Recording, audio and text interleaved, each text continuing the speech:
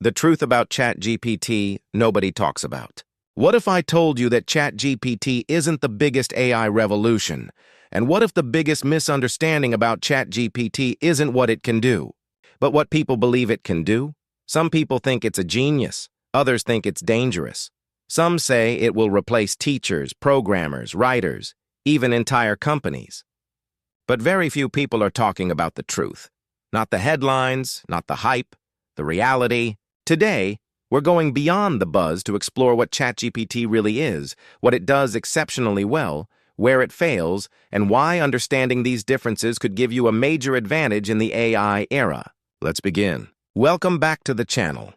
Every week, we explore artificial intelligence, future technology, psychology, and the ideas shaping tomorrow's world. Since its public release, ChatGPT has become one of the fastest-growing technologies in history. Millions of students use it to study. Businesses use it to draft emails and reports. Developers use it to write code. Content creators use it to brainstorm ideas. But despite its popularity, many people still misunderstand what ChatGPT actually is. Let's separate fact from fiction. ChatGPT isn't magic. The first truth is surprisingly simple. ChatGPT doesn't think the way humans do. It doesn't have personal experiences. It doesn't have emotions. It doesn't understand the world in the same way you do. Instead, it predicts the most likely next words based on patterns learned from enormous amounts of text. That ability can make conversations feel natural. It can explain complex ideas. It can summarize information. It can even generate stories in computer code. But fluent language is not the same thing as perfect understanding. That's an important distinction. Why it feels so intelligent? If ChatGPT isn't conscious, why does it seem so smart? Because language is one of the clearest windows into human knowledge. When an AI has learned patterns from books, articles, conversations, and technical writing, it can often combine those patterns into helpful responses. For any everyday tasks, that's incredibly useful.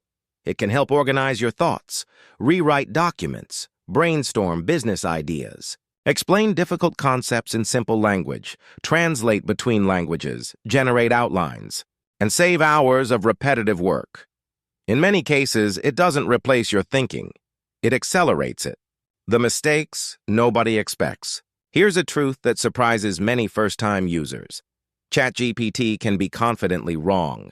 Sometimes it produces information that sounds convincing but is inaccurate, incomplete, or outdated. This doesn't mean it's lying. It means it can generate responses that look plausible without guaranteeing they're correct. That's why important decisions, especially involving health, law, finance, or safety, should always be verified with reliable sources or qualified professionals. The more important the decision, the more valuable human judgment becomes. AI won't replace experts overnight. A common fear is that ChatGPT will replace every knowledge worker. Reality is more nuanced. An experienced doctor doesn't just recall facts. They interpret symptoms, communicate with patients, weigh uncertainty, and make difficult decisions. A skilled lawyer builds arguments, negotiates, and understands context.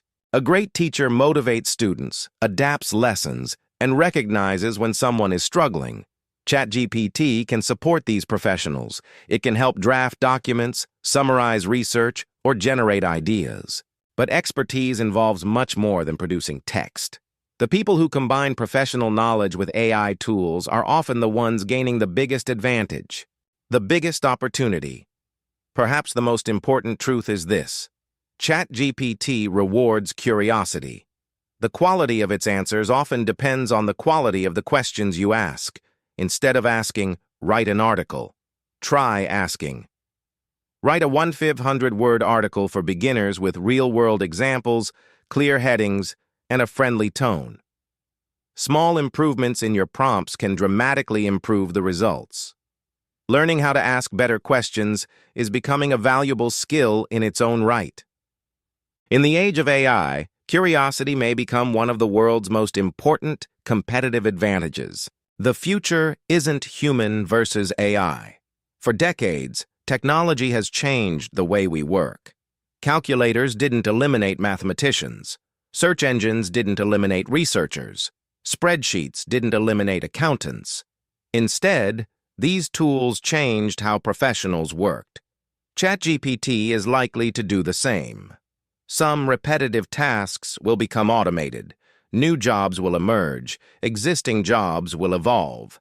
Success won't depend on avoiding AI. It will depend on learning how to work with it effectively, ethically, and critically. So what's the truth about ChatGPT that nobody talks about?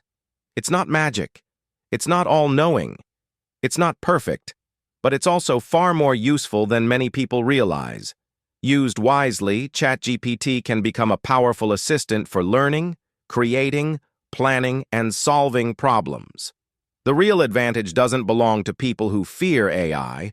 It belongs to people who understand both its strengths and its limitations. If you enjoyed today's episode, don't forget to subscribe for more conversations about artificial intelligence, future technology, psychology, and the future of work. Leave a comment below. What's the most surprising thing ChatGPT has ever helped you do?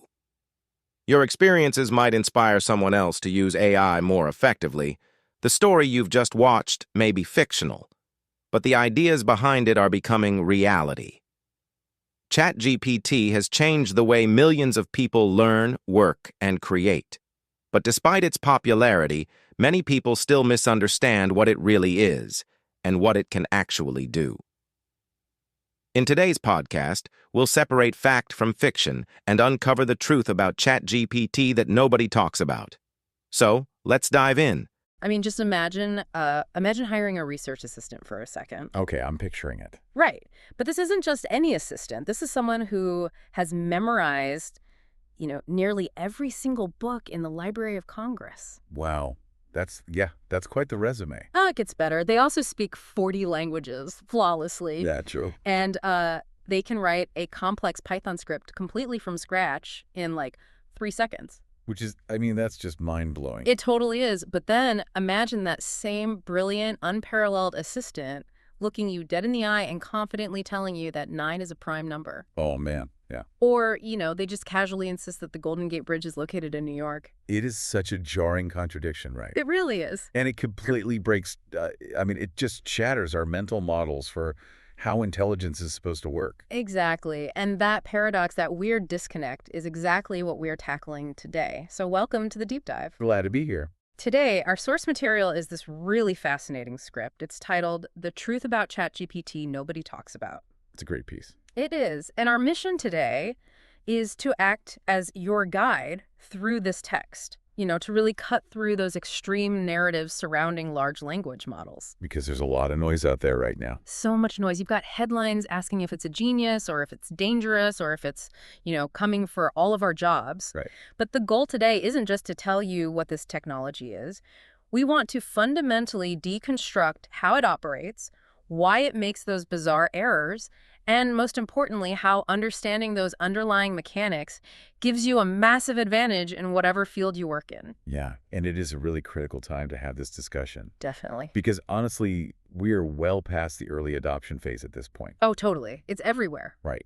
Millions of professionals are relying on these models every single day. Students are studying with it, developers are coding, businesses are drafting emails. Brainstorming marketing campaigns, outlining research, you name it. Exactly. Yet, despite this massive adoption, this deep integration into the global workflow, the vast majority of people, even the power users, they still fundamentally misunderstand the core architecture they're interacting with. Okay, let's unpack this, because the source text points out this really harsh reality that, honestly, a lot of people still haven't fully internalized. Yeah. Even though we conceptually know it's software, we constantly interact with it as if it's a colleague. Mm-hmm.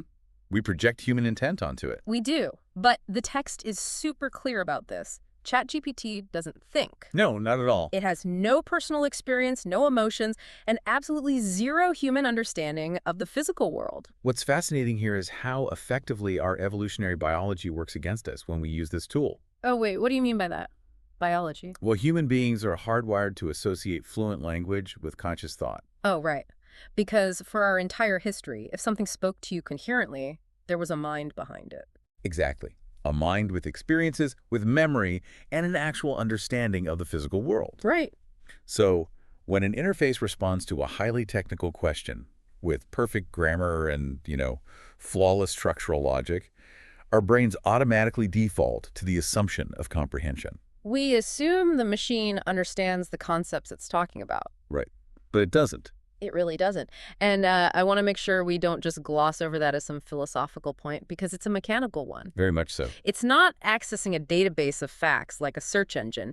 It's mapping the relationships between words, right? That's a good way to put it, yeah. Like, it knows that the word quantum often appears near the word physics, and it understands the syntactic structure of an explanation, but it possesses zero conceptual grasp of what physics actually is. Precisely. It is simply predicting the most likely next words based on patterns learned from enormous amounts of text. Wait, so it's not some tiny hyper-intelligent scholar trapped in a server? I hate to break it to you, but no. It's basically just the world's most aggressive, well-read smartphone autocomplete. That is exactly what it is.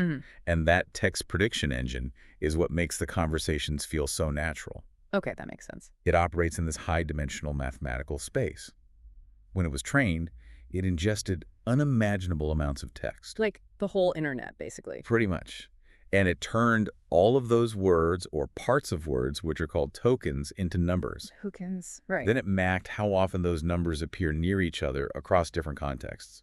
It is just a highly sophisticated probability distribution. So when I ask it to explain a complex topic, it isn't reasoning through the problem at all. Not even a little bit. It is calculating a mathematical pathway through that wrap to generate a sequence of tokens that statistically resembles a correct answer. Wow. Okay, that fundamentally changes how we should look at its output. It really does. Because if it's just predicting the next word based on, like, statistical weights, we arrive at the fatal flaw of the system, which the source text highlights pretty prominently. Yes, the illusion of intelligence. Right. If it's reading all this human knowledge, why does it hallucinate facts? Like, is it actually lying to us? Well, no. That's the thing. First-time users are always shocked by this. Oh, they totally are. You ask for a summary of a specific scientific paper, and the model generates this beautiful, highly articulate summary of a paper that simply does not exist.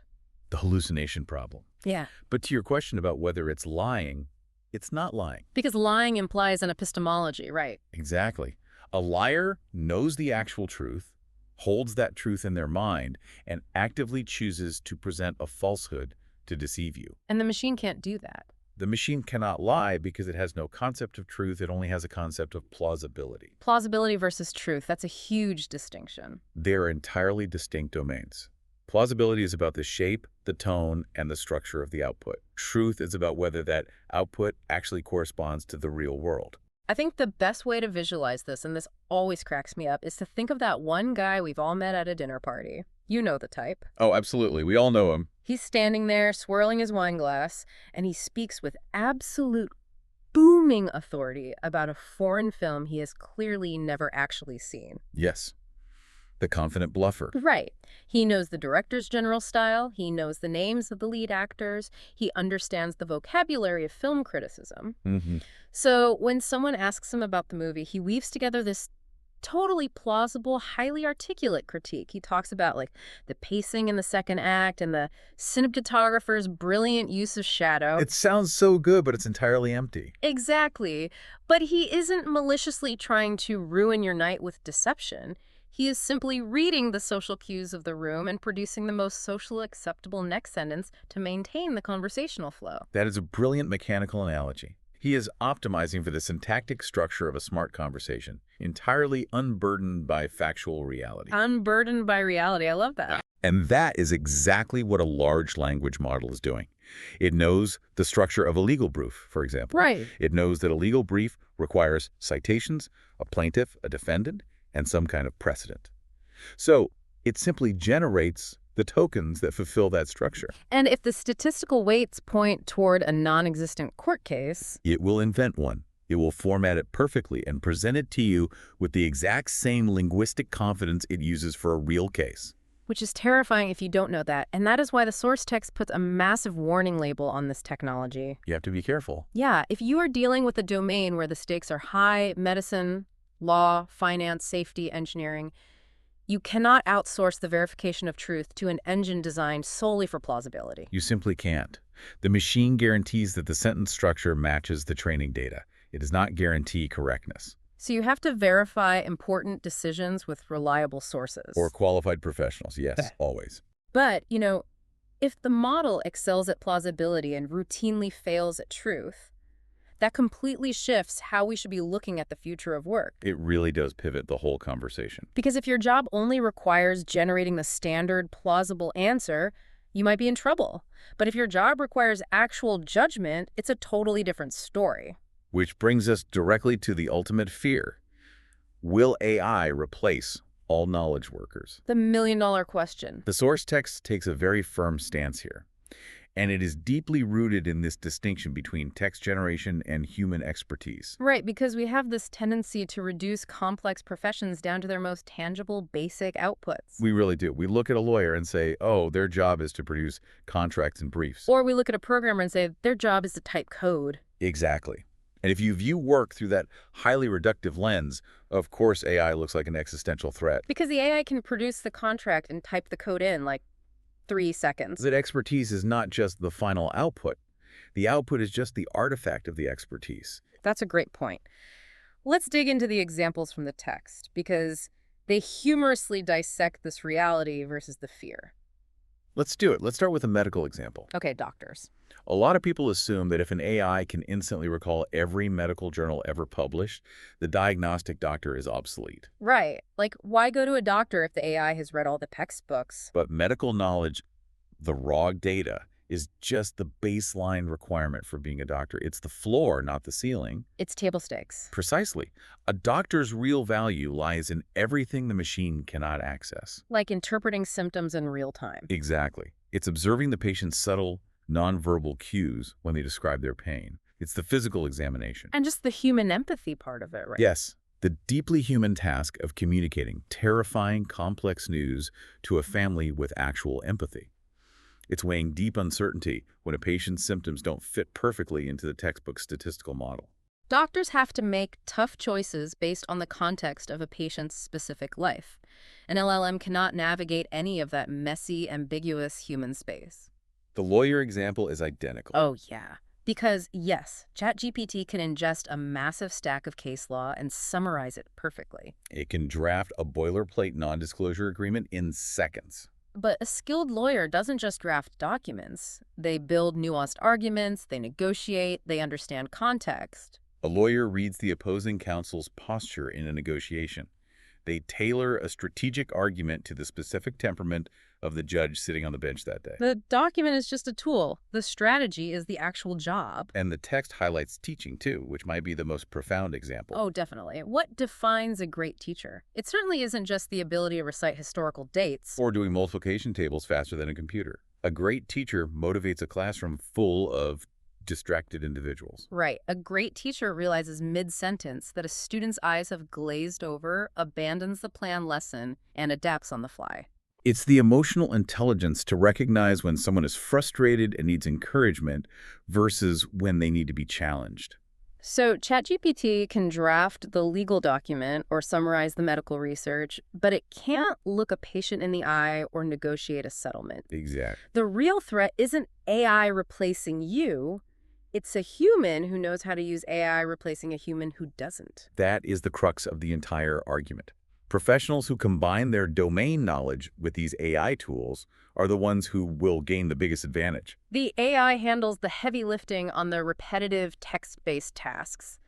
The plausible drafting. It frees up the human to dedicate significantly more time and cognitive energy to what humans do best. Exercising judgment, building relationships, navigating complex context. Exactly. But, okay, if the massive advantage goes to the person who knows how to effectively interface with this technology, how do you actually do that? That's the big question. Because I know plenty of people who tried it once, asked it a question, got a generic, super boring response, and just decided it was completely useless. And that reaction stems directly from a fundamental misunderstanding of the mechanics we discussed earlier.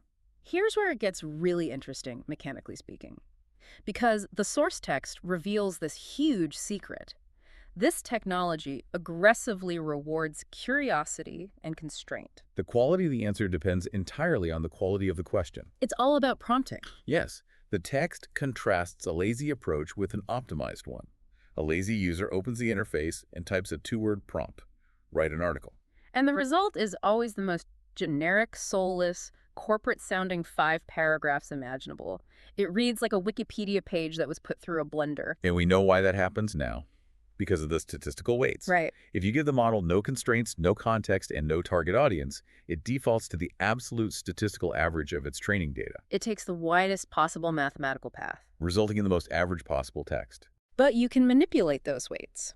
The text shows an optimized prompt, which is something like, write a 1,500-word article for beginners with real-world examples, clear headings, and a friendly tone. See, by adding those specific parameters, you are mathematically restricting the probability space. You are forcing the algorithm to ignore the generic pathways and pull from a much narrower, highly specific statistical cluster. A cluster that matches friendly, beginner, and real-world examples. It makes me think of like a literal genie in a bottle. Okay, I like where this is going.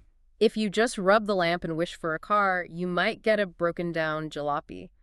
Or, a toy car. Right, because you weren't specific. Exactly. You have to specify the make, the model, the color, and that you want the engine to actually work. Small tweaks in the prompt dramatically improve the results. If we connect this to the bigger picture, what the text is really illustrating is a massive shift in what skills are valued in the marketplace. Oh, that's a really good point. For the last century, our educational and professional systems have heavily rewarded people for having the right answers. We prize the ability to memorize information and recall standard solutions. But now the machine has all the standard, plausible answers instantly available. Precisely.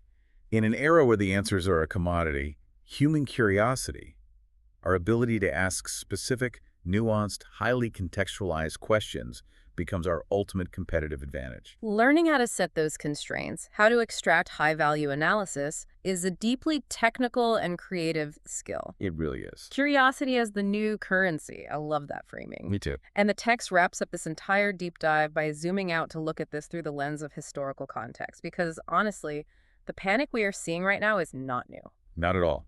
Technology has constantly forced us to renegotiate our relationship with work. History is incredibly comforting in this regard. Yeah, the text brings up calculators, which is a great example. Imagine being a professional mathematician when the electronic calculator was introduced. There was undoubtedly a widespread panic that the profession was doomed. Oh, people were probably terrified. But calculators didn't eliminate mathematicians. They simply automated the tedious, mechanical act of long division. Which allowed them to focus their cognitive energy on higher-level complex theorems. Exactly. The spreadsheet is an even better example. Oh, man, yeah. When VisiCalc and Excel came out, people thought bookkeepers and accountants were going to be wiped out. They were probably throwing their ledgers out the window. But instead, the spreadsheet revolutionized the industry. It didn't kill accounting. It birthed the entire field of strategic financial modeling. Because accountants no longer had to spend 40 hours a week manually adding up columns of numbers. Right. They could use that time to analyze the data, forecast trends, and actually advise businesses. The tool automated the drudgery, and the human elevated the strategy. And large language models will follow that exact same historical pattern. They're going to automate the drudgery of drafting standard emails, summarizing weekly reports. Writing boilerplate code. Yes. Some highly repetitive tasks will absolutely be automated away. But, as the text argues, existing roles will evolve to become much more strategic, and entirely new professions will emerge that we can't even conceptualize yet. Success in the coming decade isn't going to depend on hiding from these tools. And it certainly won't depend on blindly trusting them either. Right. It will depend on learning how to leverage them critically. So what does this all mean? Let's summarize it. If we look back at the mission we established at the start of this deep dive, we've landed on some highly actionable takeaways for you listening at home. First, we have to strip away the magic. Yes, the machine doesn't think, it calculates. It predicts the next word based on vast mathematical patterns. Second, because it optimizes for plausibility rather than truth, you must always be on guard for confident hallucinations. You remain the final arbiter of accuracy and context. And third, because of those limitations, your human expertise, your judgment, and your empathy are more valuable than ever. The advantage belongs to those who learn to ask the right questions and set the right constraints, which really brings us back to where we started. We opened by talking about the paradox of a machine that knows everything but understands nothing. As you head back to your day, I want to leave you with a final thought to ponder that builds on what we've discussed today. Okay, let's hear it. If AI is taking over the job of giving us all the answers, maybe the future of human intelligence isn't about knowing the right answers anymore. Oh, wow. Maybe it's entirely about our ability to ask the most beautiful, complex questions. That is exactly the paradigm shift we need to embrace. Thank you all so much for joining us on this deep dive. Before we go, we'd love to hear from you. Your experiences might honestly inspire someone else. We always love reading the comments. So drop into the comments and tell us, what's the most surprising thing ChatGPT has ever helped you do? Can't wait to read those. Until next time, keep analyzing and keep asking great questions.